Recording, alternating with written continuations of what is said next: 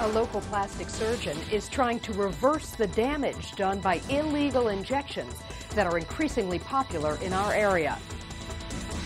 All right, Heine injections gone bad. Next, the ugly price women are paying right here in the D.C. area. Woo. Well, there was a time when really a huge benign was not necessary and not necessarily a cause for a celebration. A time before Kim Kardashian went viral with her risque pictures of her hind parts and even launched a new term, belfies, as in butt selfies. And now a whole lot of you out there are going for a similar look.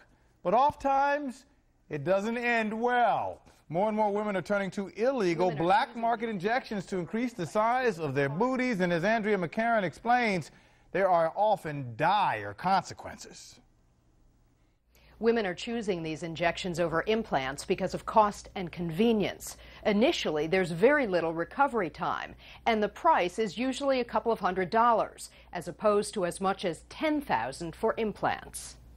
It's kind of like your wardrobe now. It's just one of those things you do.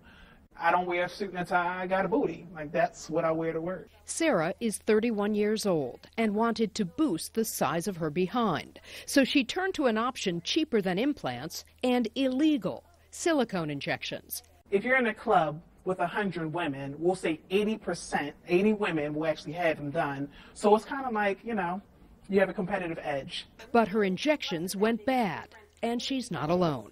Certainly in the last 6 months, I'm seeing a rash of people who've had these injections done who are coming back with problems.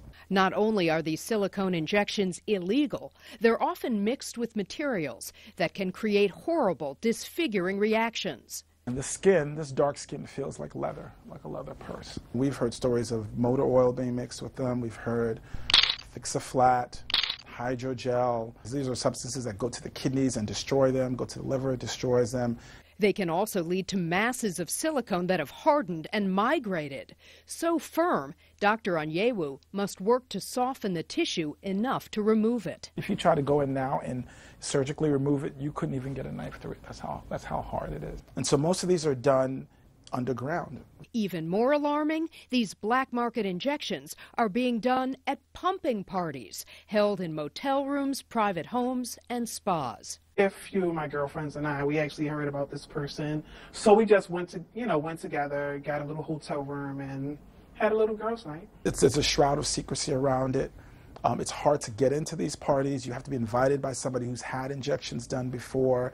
We spotted this ad on Craigslist and asked for more information.